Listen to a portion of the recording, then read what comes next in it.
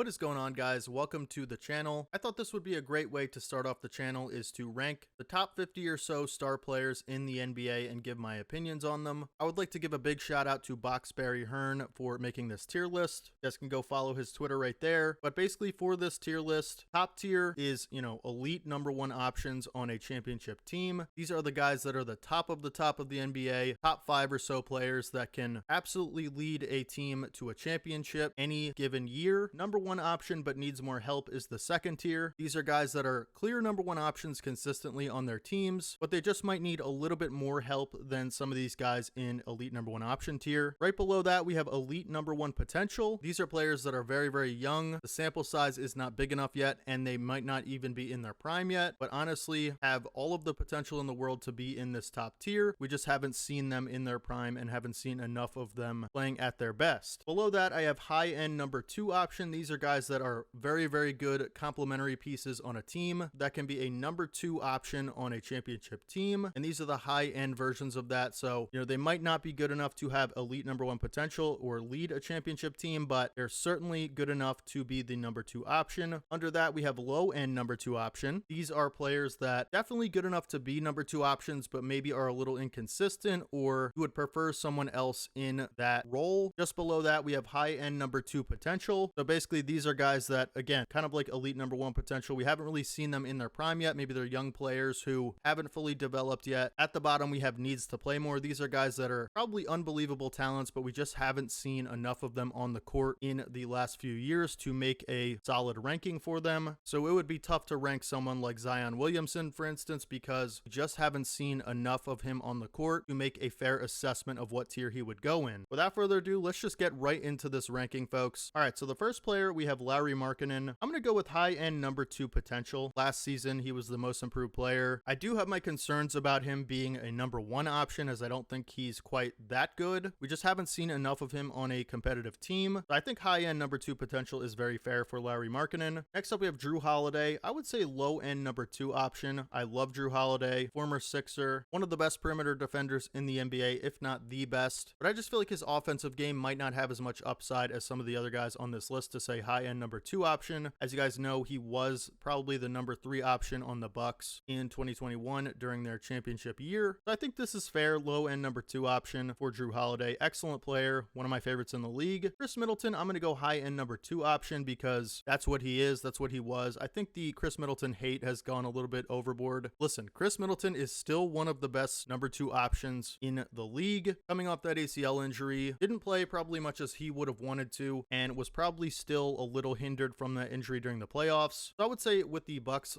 disappointing first round this year, losing to the Miami Heat, Chris Middleton, not so much of an impact he would have had the year before. I think he'll have a big bounce back 2024 season, and he will deserve to be in this tier once again. Evan Mobley, I'm going to say high-end number two potential. Could even make a case he has number one potential, but I don't know if his offensive game will ever be there. I'd like to see him be a lot more aggressive on offense. Obviously, one of the greatest defenders in the league already, and he's such a young player. The potential is so high for Evan Mobley. I just really need to see consistent offensive game in 2024 to put him any higher than he is here. Tyler Hero, I'm going to say low-end number two option. I don't think he has high-end number two potential. Trying to be fair with this. I really like Tyler Hero. I think he's a great scorer. He's definitely capable of getting hot and taking over a game, as we've seen in the playoffs a few times, but a little inconsistent this year in the playoffs. And I know he's dealt with some injuries and stuff like that, but I just think, his ceiling is, we kind of know what Tyler Hero is at this point, I would say. Low-end number two option seems fair. Austin Reeves, kind of similar to Tyler Hero, I would say. I would say he has more potential than Tyler Hero. He could take a big leap this year, and I really like his game a lot. But as of right now, I don't know if he has high-end number two potential. Definitely low-end number two potential for sure. But right now, I'd say low-end number two option, I think, is fair the way we have the tier list set up. Desmond Bane, same kind of thing. Really love his game, actually. I might put him in high-end number two potential just because his three-point shooting is so off the charts amazing. He's a very consistent player. One of the more consistent players on the Grizzlies. I think if Ja and Triple J were able to be more consistent offensively, I think that team would be the scariest team in the West, especially with how young they are. I really like Desmond Bane, though. I'm not sure how much better he can really get, but I will say he is so absolutely incredible on offense and very consistent player, so we'll put him there. MPJ, I'm gonna go low end number 2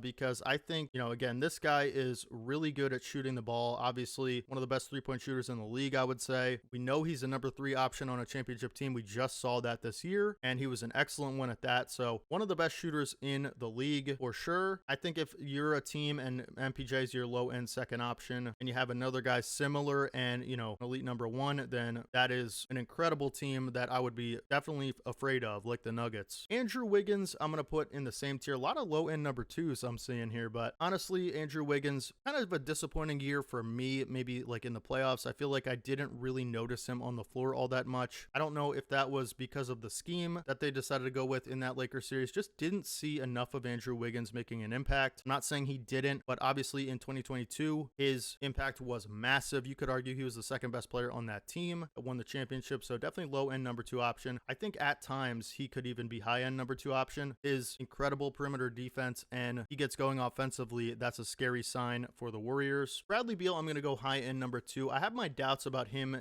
fitting in Phoenix. Not really sure how that's all going to work. He'll probably be the primary ball handler, I would say, and playmaker, but he'll probably split duties with that with Devin Booker. I'm just wondering how effective it is going to be to have him next to Devin Booker in the backcourt, where they're both really kind of similar players. I would say Devin Booker's just a lot better version of Bradley Beal at this point, but high-end number 2 seems fair. I feel like in the right circumstances, you give Bradley Beal an elite number 1, and, he could be a high-end number 2 for sure. DeMar DeRozan, definitely same thing. Actually like him, maybe, less than Bradley Beal, but still elite number 2 option, I think, on a championship team. He definitely could be. All I'm saying is if DeMar DeRozan decided one day, I'm just going to become an average three-point shooter in the league, I think that would be the scariest thing he could do, because it would create way better spacing, not only for the Bulls, but just it would open up so much drive opportunities and even open up that mid-range game even more. As we know, DeMar DeRozan is probably the best mid-range scorer in the league today. Kristaps, I'm going to say low-end number 2. I don't even think, I might even call him a number 3. I don't have that on the tiers, but that's where I would put him. Low-end number 2 option on this tier. I think all these guys are better than him. I do think he is better than people give him credit for sometimes. I know his Mavericks days didn't go so hot. Pairing him with Luka, I think he is a little inconsistent, and I think he needs to be more assertive in the paint. But obviously, he can stretch the floor, great shooter, one of the better rim protectors in the league as well. So I think, Kristaps I think it's fair to put him here. Mikal Bridges, I believe, I'm going to put him high-end number 2 potential. I think you could even make a case he has low-end number 1 potential. We saw that last year with the Nets, with him scoring, like 27 points per game after the trade, being the number 1 option on that team, getting them where they needed to be in the playoffs. I know that kind of a fraudulent playoff run for them because most of their wins came from while they had KD and Kyrie pre-trade, but I will say Mikal Bridges obviously could make a case he is the best perimeter defender in the league, and also expanding his offensive game seems like every year. Can shoot the ball, get to the rim, good enough ball handler to get where he needs to on the floor. Like to see him maybe take a little bit step up in playmaking, but other than that, man, the sky is the limit for that guy. I really like him as a player. Karl-Anthony Towns, I'm going to say high-end number 2 at this point. I'm not so sure that he can lead a team on a championship run. I think high-end number 2 is fair. I'd probably put him above these guys because I do think his ceiling is higher. I just feel like he lacks a little bit of, intensity and things like that. Like you could say dog. I don't want to be harsh here, but I do like Towns as a player. Obviously one of the greatest offensive big men you could make a case we've ever seen. Just him being able to shoot the ball from literally anywhere on the floor and with an efficient rate. Not the best defender as a big man, and I think that holds him back from being up here. But, if he's my number 2 option and, you pair him with like a guard or 3-and-D wing like a Mikal Bridges or like a Bradley Beal or someone a little better, like maybe in this tier, I think that could work pretty well for Karl-Anthony Towns. I just think the way the Timberwolves are using him is totally wrong and has been now for since the Rudy Gobert trade. But Darius Garland, I'm going to put in, I think he has high-end number 2 potential for sure. I'm going to put Mikal Bridges here and then Mobley back here. Larry Markkinen. Yeah, I think that's fair. I really like Darius Garland as a playmaker. Would like to see him be a little bit more efficient and consistent offensively. Obviously, we know he can shoot the ball off the dribble quite well. He can create his own shot. shot, quick and fast. One of the more elite playmakers in the league. I just think his size, just being the height that he is going to hold him back from being a number 1 option in the future. Julius Randle, I'm going to put in high end number 2 option. We've seen in the playoffs now that when he has to be the number 1 option, it doesn't go quite well in a playoff scenario. The defense just close in on him. He can't really go to his right all that much, and he's just a little inconsistent, and the way that he has to score the ball needs to be a little bit more diverse in my personal opinion. But I do think he's a great player. 3rd team All-NBA this year, I believe, and obviously, led the Knicks to one of their best records in a long time and a 2nd round playoff stint. So really good. LaMelo, I'm going to say high end number 2. I feel like that could be a little low. Obviously, LaMelo has exceptional potential, and I'm excited to see how he pairs with Brandon Miller. I think Miles Bridges will be coming back this year as well. Terry Rozier in there. I like Mark Williams as a center prospect for them. So honestly, the Hornets are a little bit slept on in my opinion. I think if everything goes right with them, they have a pretty slept on roster. I'm not saying they'll be a playoff team this year, but they could be a playoff team in the future for sure with that young core, depending on how Brandon Miller works out for them. I really like the Hornets upside in the next 3 years or so. But LaMelo, honestly, if he has a great season, kind of like more like what he had in 2021 or 2022, I could even see him sliding up to elite number 1 potential, but I'm not so sure about that. Hey, Tyrese Maxey is that's my guy. Told you guys I'm a Sixers fan. He's probably my favorite player on the Sixers.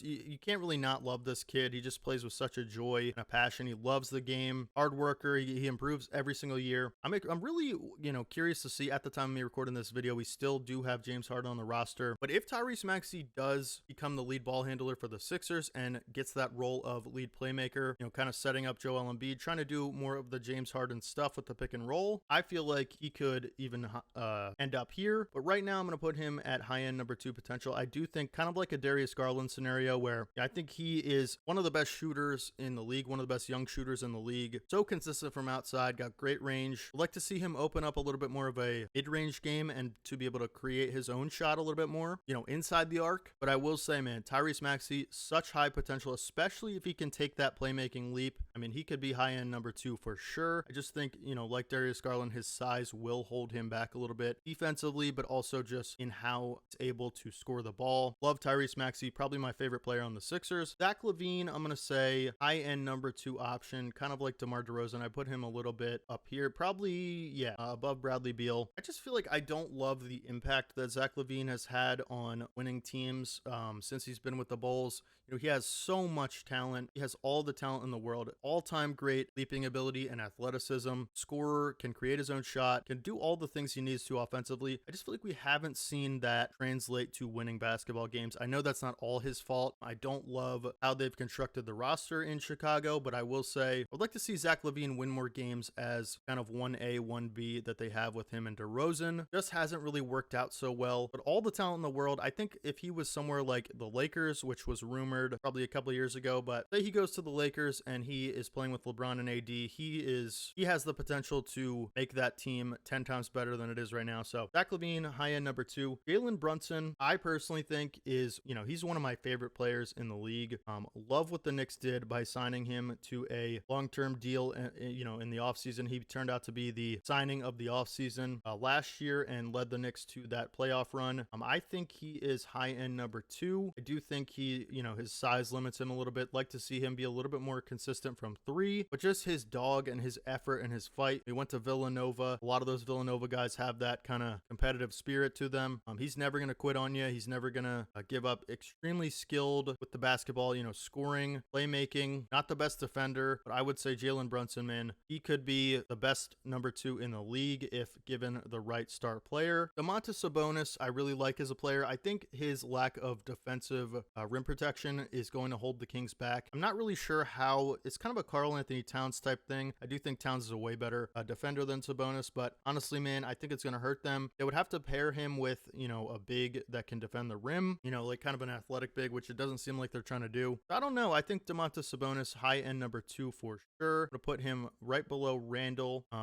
Obviously one of the more skilled big men in the league. Excellent playmaking out of the post, kind of like Jokic. If he had a consistent 3 ball, I think he'd be twice as impactful as he is. He'd even be a number 1 option, but just so good at rebounding and, offensively, he's, his basketball IQ is off the charts. Great pairing with De'Aaron Fox. I really like him as a player. High end number 2 for now. Pascal Siakam, Also, I just realized we don't have any number ones yet, but kind of just the way it worked out. But Pascal, I love his game. Versatile power forward, one of the best power forwards in the league. I think he's a very underrated player. I'm going to put him top of the high end number 2. That's like, he's a player I'd love to have on the Sixers next to Joel Embiid. He can handle the ball. He can defend multiple positions, I feel like, 3s and 4s mostly. They even run him at center sometimes, but he can play make for others. He can create his own shot. Excellent player in transition. I just love his game, and I think high end number 2 is very, very good for him. Jamal Murray's a tough one to rank. I'm gonna put him above Pascal. We know playoff Jamal, what he does and what he did this year and what he did in the bubble. Shame that he got injured with that ACL before. I feel like if he didn't, the Nuggets could have even won back-to-back the year before. But Jamal Murray obviously is an exceptional shot creator, shot maker, contested shots, three-point shooting, playmaking, just plays the right way. A lot of those Nuggets players do. Doesn't try to do too much, knows what he's good at, and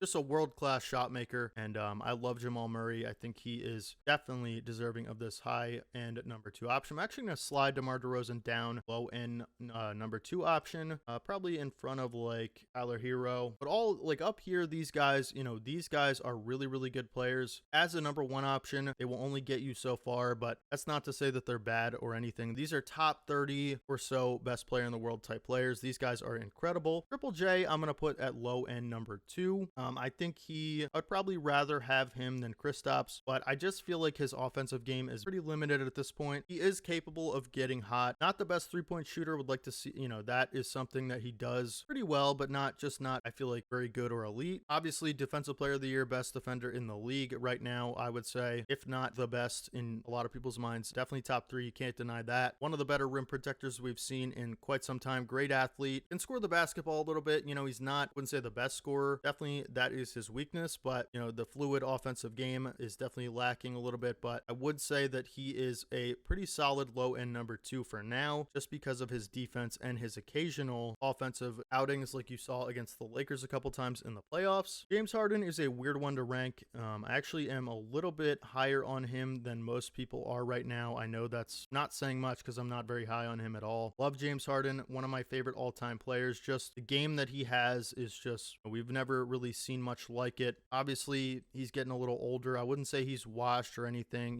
He did win us 2 playoff games in the Celtics series, just very inconsistent. His bad games are so bad in the playoffs that just never know what you're going to get from him. Either get him winning you a game pretty much single-handedly with the 45 points, or, he has like 8 turnovers and 12 points on 30% shooting. So I think he is a low-end number 2, but probably somewhere like here. I think he's right near like Drew Holiday, DeMar DeRozan. At his best, could even argue he's above Jamal Murray, just with the playmaking and the all-time great shot making. But when that step back's not going in and, kind of lollygagging on defense, we've all seen it.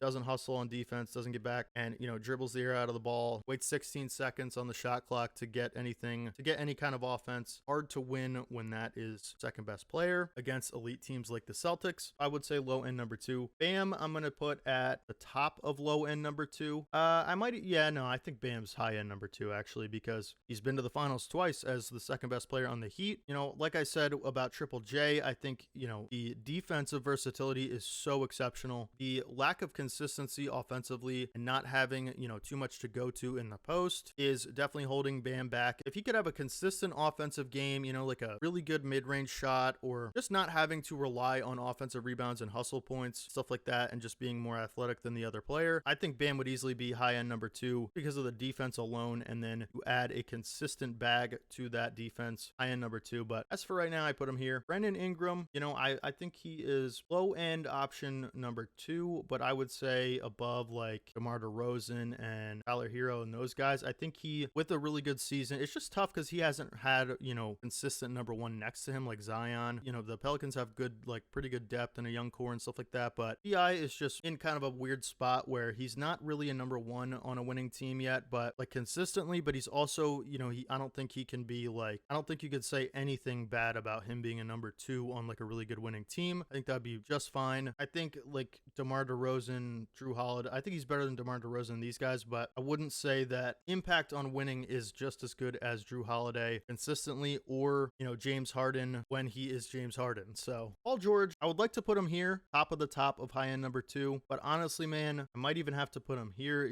Him and Kawhi are just always hurt. Haven't been on the court much together. Obviously, one of the better shot-making two-way wings in the league. Probably of all time, you could even say his offensive game is so good, so polished, all-time great shot maker, awesome defender on the wing. I am going to put him here, but like above Pascal. Yeah, I think that's fair. I just feel like if Paul George could stay healthy, he'd be maybe even number 1 option, but needs help. We've seen him have that in the past with the Pacers. I just feel like, this is a pretty good spot for him. De'Aaron Fox, I think, is the first one we're going to do elite number 1 potential for. We saw him take great strides in, fourth quarter scoring. I think he was number 1 in the league in fourth quarter scoring. Very clutch. Led Sacramento to, I think, the number 2 seed in the West. I'm actually higher on Sacramento going forward than a lot of people. I think what they have built core-wise is very, very good. I'm not sure how high their ceiling can go. I think that is going to depend on how much better De'Aaron Fox can get. Would have liked to see Sacramento make a little bit more of a splash in free agency and not just retain their players. But if De'Aaron Fox takes another leap like he did last year, where he can score 25 to 30 a game consistently on good efficiency and become the playmaker that he became last year for others, I think,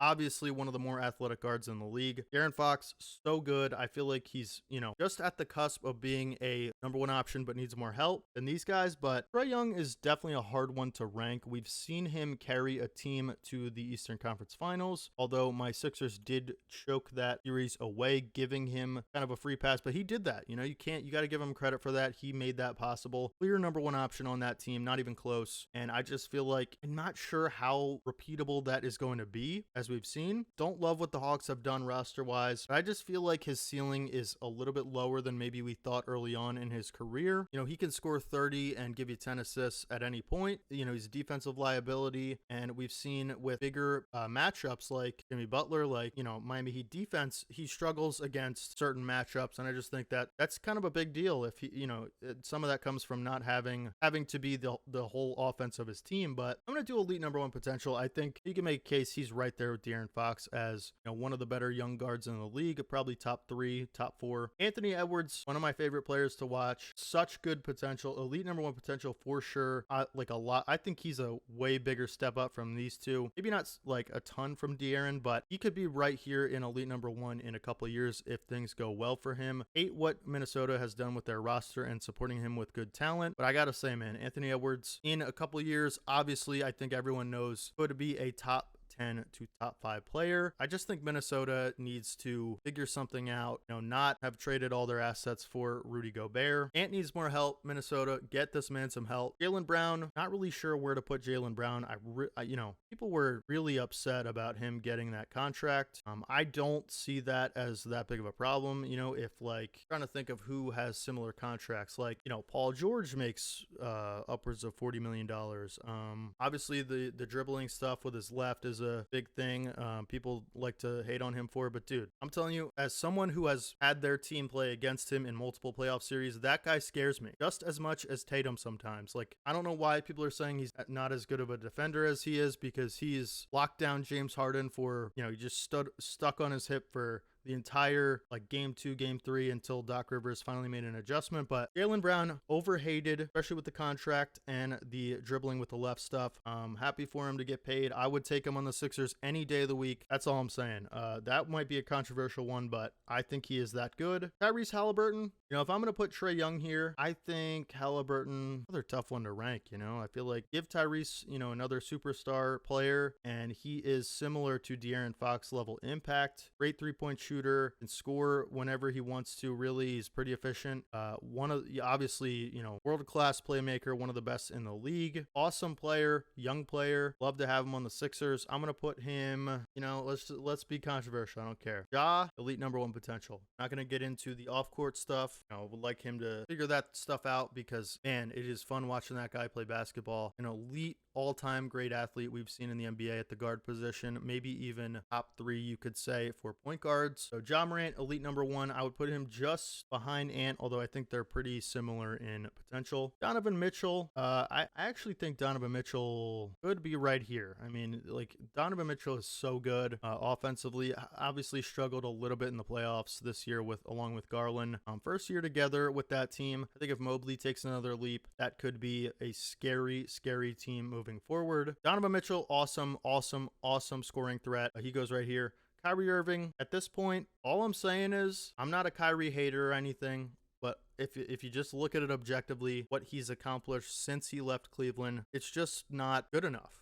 You know, everyone knows that he has all-time great talent, one of the more talented and skilled players we've ever seen in the game of basketball. Probably should have been on that top 75 list. I agree. Just doesn't play enough games, and it doesn't, obviously the off-the-court stuff can be a distraction as well. Not very available or dependable.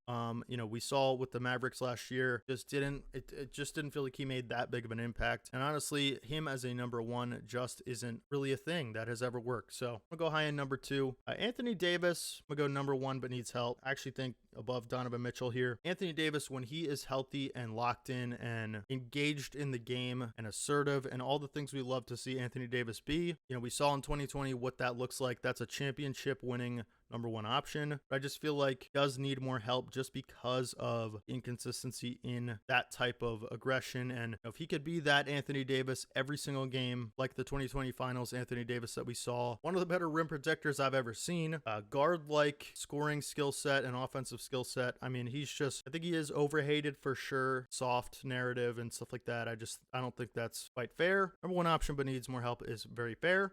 Devin Booker, I'm going to put in the same tier as AD and Spida Mitchell. I think Devin Booker is one of the best in the world at creating a shot and making, difficult shots. Excellent scorer, can really just put the ball in the basket almost as, maybe even better than anyone in the league, almost as good as anyone. We saw in the playoffs just how high his ceiling is as a lead scorer. Just outrageous efficiency numbers in this year's playoffs against the Nuggets. Fortunately, it just wasn't a deep enough team, in my opinion, to sustain the Nuggets. But Kawhi has to be right here. I think Kawhi, when he's healthy, is a elite number 1, top 10 player in the NBA, no doubt. Still has the defense, still has everything he had before, but his his knee and his load management stuff has just been really hurting his legacy, I think. And I would love to see Kawhi play more games for the Clippers. I don't gotta tell you about that. You guys, if you know, you know, but needs to play more games for sure. But if he, plays 70 games this year, he's elite number 1. Jimmy Butler goes above Anthony Davis as number 1 option, but needs more help. A tough one to rank. Obviously, he is good enough to be the number 1 option on a championship team. I just feel like he needs another superstar. Dame goes to Miami. I am going to have a bad year as a Sixers fan. Give Jimmy Butler a consistent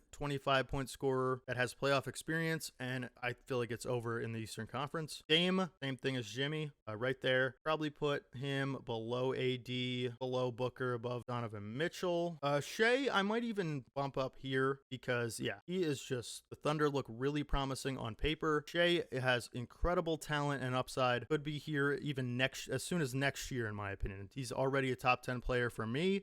I believe first team All-NBA this year. Thunder squad to the play-in game. Way more than anyone could have expected going into the season. Excellent year for Shea. Just keep getting better, man, and I just love your game, and hopefully take that Thunder team over the top. I really like them. LeBron, sad, man. It's sad. It's a sad day for me to put LeBron where I'm going to have to put him. I do think he is the best player on the Lakers. 4 games away from making the finals. I know they got swept, and he kind of ran out of gas towards the end there. If the foot injury is as bad as people say, I think then could make a case that he's right here. Certainly a top 7 player in the league right now. No question about it. Maybe 8. but just love LeBron. But if I'm being honest with you, I think he's right about here. Kevin Durant, tough to say. Who can really say at this point? I am going to try to be fair here. KD didn't have much time with the Suns, but I still feel like his impact was a little less than it should have been, maybe, given the roster that they had. I feel like there's not a lot of reasons you can give me that they shouldn't have at least made it more interesting with the Nuggets. I don't know, man. With Brooklyn, you know, sometimes he looks like the best player on the planet, and sometimes he looks like like in that,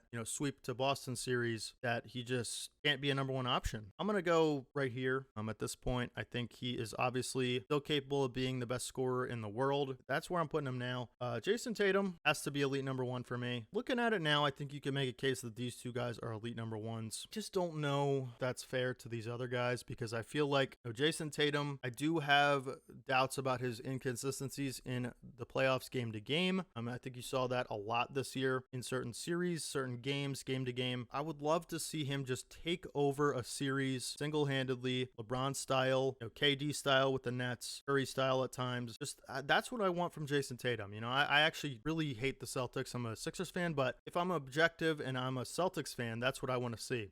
Nikola Jokic, nothing needs to be said here. I think he's the best player in the world. I don't think, you can really even make, I don't think that's a crazy take at all. I think that's pretty fair. Best player in the world. I think you could make a case that Giannis is like right there, but just given the, disappointing playoff series his team had, I know that wasn't really all his fault. I actually don't blame him as much as some other people do. I think it was just bad coaching, and I think he missed a couple games, and it was injured, so Giannis right there with Jokic, but I think Jokic definitely has the edge on best player in the world right now. I could see Giannis taking it back at any time, but it's just the way it is. Steph right behind Giannis. You see him having to carry the load so much offensively for that Warriors team. They had some issues this year. I think now with CP3, more experienced ball handler and option, I don't know how that's gonna. I'm not really sure how the fit is going to work. If CP3 might have to come off the bench in that scenario with Klay Thompson and Andrew Wiggins. Could run Klay at the 3, Wiggins at the 4. It's just weird, kind of a weird fit. Nothing needs to be said about how great Steph is still. Luka, I'm gonna put Luka there. Again, nothing really needs to be said here about how great Luka is. Almost flawless as an offensive talent. Give this man some help. He's got the dog. He's got the fight. Took that Mavericks team all the way to the conference finals 2 years ago. Give him like a Paul George or a Jalen Brown type player. You can make a case like he wins the championship next year if he has that. And my guy Joel Embiid, I live and die by Joel. There's been some disappointments, but that's my guy at the end of the day. But I gotta put him here. You could make it, I put him over Tatum. But there ended up being a lot of high-end number 2 options. That's just the way it went. Hope you guys enjoyed the video. This is the first video on the channel. I'm losing my voice here. I've been talking a lot. And make sure you guys subscribe to the channel if you guys haven't already. Drop a like on the video. Once again, shout out to Boxberry Hearn for making this tier list. Go follow him on Twitter. Just a tier list I found on Tiermaker, but hopefully you guys enjoyed it. Let me know down in the comments section if I messed something up, or like I love these discussions, you know what I mean? I love being open to being wrong about certain things. Like correct me if I'm wrong, you know what I mean? I have no problem with that as long as you do it in a respectful way. It's just basketball at the end of the day. These are my opinions, but I'm very passionate about this stuff. You guys subscribe to the 2K channel, and hope you guys have a great rest of your day today. Peace out, buddies.